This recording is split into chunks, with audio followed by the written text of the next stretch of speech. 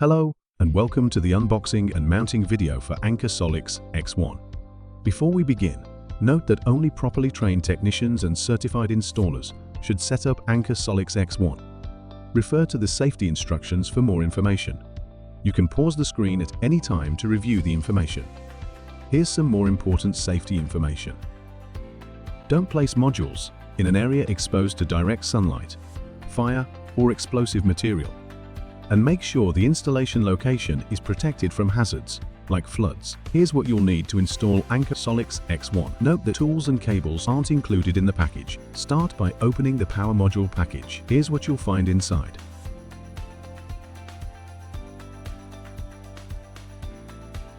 Next, it's time to lift the power module. There are also two hooks on the back for mounting. Pause the screen if you need to see the dimensions. Now, let's open the battery module package. Here's what you'll find inside. The battery module also has left and right handles for you to lift it. There are also two hooks on the back for mounting.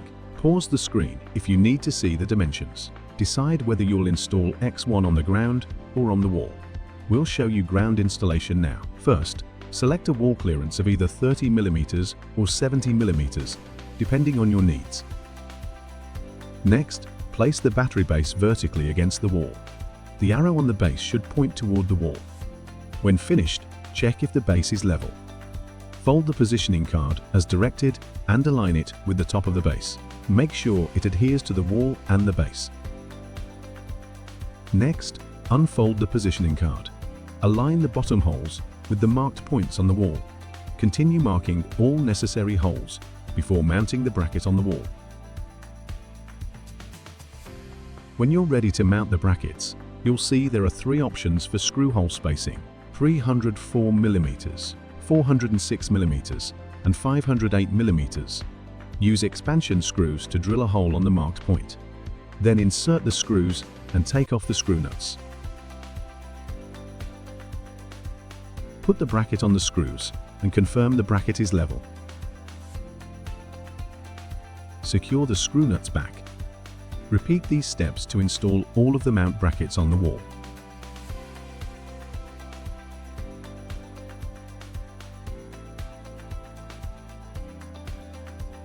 Mount the battery and base onto the bracket. Mount the second battery on top. Lock the batteries with the module interlockers. Mount the third battery module and lock it with the second one. Stack the power module and lock it with the top battery. When finished, make sure all modules are aligned. Insert shims between the bracket and the hook to prevent wobbling. When finished, check again that all modules are aligned and secured on the brackets. Now, you can begin wiring. Prepare the PE cable.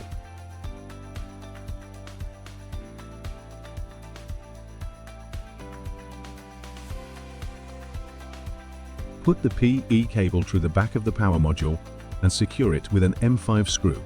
Connect the PE cable from the power module to the external ground point. Remove the dustproof plugs from all the ports on the power module and battery modules. Connect the PE cables between the power module and battery modules. Secure the cables with screws. Connect the RJ45 signal cable between the power module and battery module. Remember to rotate the locking caps to secure it in place. Also connect the power cables between the power module and battery module. Connect the RJ45 signal cable between the battery modules and remember to rotate the locking caps to secure it. Repeat these steps to wire the rest of the modules. On the bottom battery module, insert an RJ45 connector with the 120 ohm terminating resistors through the bottom of the battery, then connect it to the BMS port. Next, cover the negative DC power port with a female cap and cover the positive DC power port with a male cap.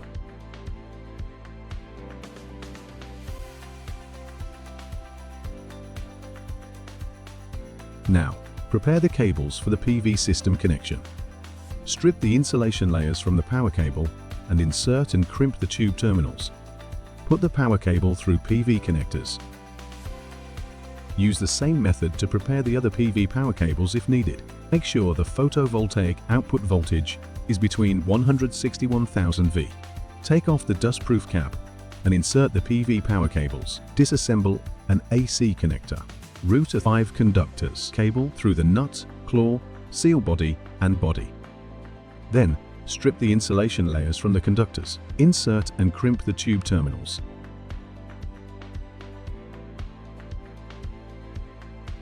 Connect the L, N, and PE conductors to the sockets labeled L, N, and grounding logo respectively.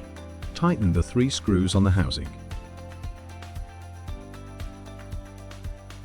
Align the locker and the body as illustrated, and rotate the locker until you hear a click. Tighten the nut to secure the cable. Repeat these steps to assemble the other AC connector. Connect the AC backup connector to the AC backup port. Attach the AC grid connector to the AC grid port. Connect the other end of the AC cables. Connect the grid cable to the main panel and the backup cable to the backup load panel. Take the power sensor out of the box. Mount the power sensor at the grid connection point. Here we have a power sensor along with an RS485 signal cable.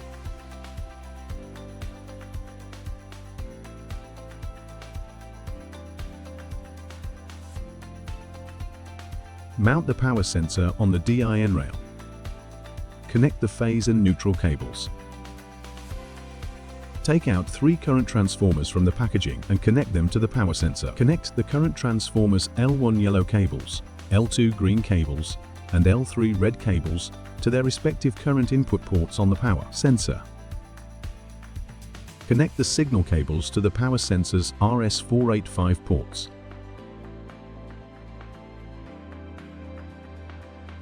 Install the current transformers to a C cable to measure current. Current transformers need to be installed directly behind the main house meter, and the current transformer arrows must point in the direction of the house load, grid to house. If you already have a solar panel system, you'll need a second meter. Mount the extra power sensor between your existing system and the main panel to monitor PV power.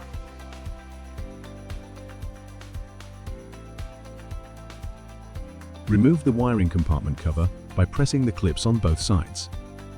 Rotate to remove the locking cap from the wiring compartment cover. Take out the waterproof plug. Route the signal cables from the power sensors through the locking cap and wiring compartment cover.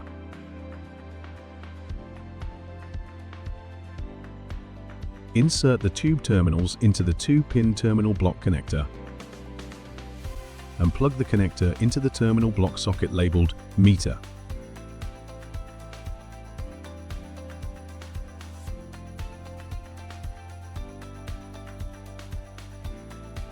Now it's time for you to connect your system to the internet. You can connect via Ethernet, WLAN, or mobile dongle.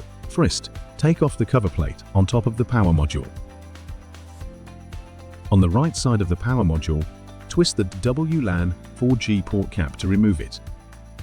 Insert the WLAN dongle into the WLAN 4G port. Rotate the head of the WLAN dongle clockwise to tighten it. Reinstall the cover plate and secure it with screws.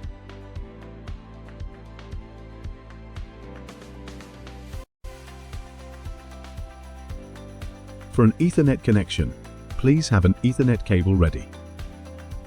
To start, take off the waterproof cap at the end of WLAN dongle. Put an Ethernet cable through the waterproof cap.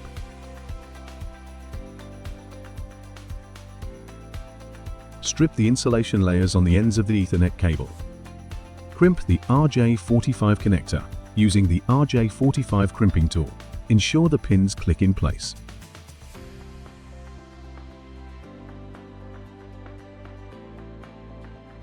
Put the Ethernet cable into the ETH port of the WLAN dongle, then secure the port. Plug the WLAN dongle, along with the Ethernet cable, into the power module.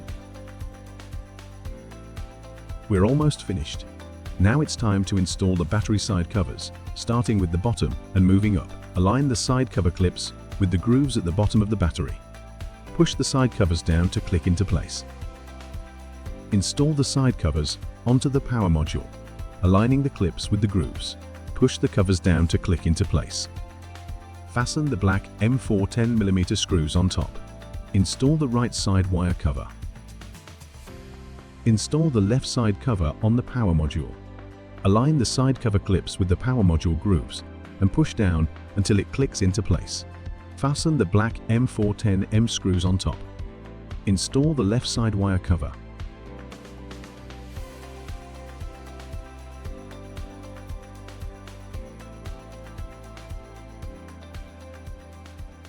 You've successfully installed Anker Solix X1.